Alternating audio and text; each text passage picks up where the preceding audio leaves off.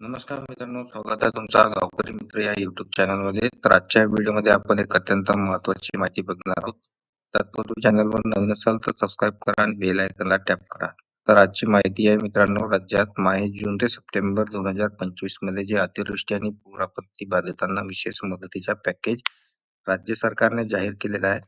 तर त्या संदर्भात हा एक नवीन GR आहे. तर बघू शकता इथेच प्रस्तावना इथे त्या ठिकाणी तुम्हाला दिलेली आहे. काही तालुक्यांची आणि शेत पिकांची काही निवड झालेली आहे. तुम्ही बघा या ठिकाणी. तर बघा या ठिकाणी काय रिलीफ पॅकेज मध्ये काय काय दिलेलं आहे. आपदग्रस्त मृत व्यक्तींच्या कुटुंबांना देय आर्थिक सहाय्य 4 लाख, अवयव अथवा डोळे निकामी झाल्यास 40 ते 60%, अपंगत्वाल्यास 74,000, 60% पेक्षा अपंगत्वाल्यास 2-2.5 लाख.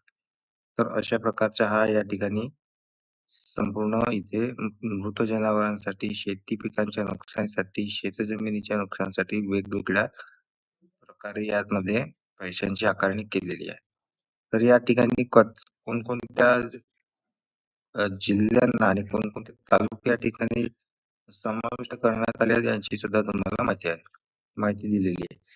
आणि एक सुविधा म्हणजे या ठिकाणी कसं जे KYC असते, ते ज्यांच्या ॲग्रीस्टॅक मध्ये ज्या फार्मर आयडी ज्यांची बनलेली आहे, त्यांच्याबद्दल सुद्धा इथे माहिती दिलेली आहे. बघू शकता या ठिकाणी कोणकोणते जिल्हे आणि कोणकोणते तालुके यात समाविष्ट आहेत त्यांची सुद्धा माहिती इथे दिलेली आहे.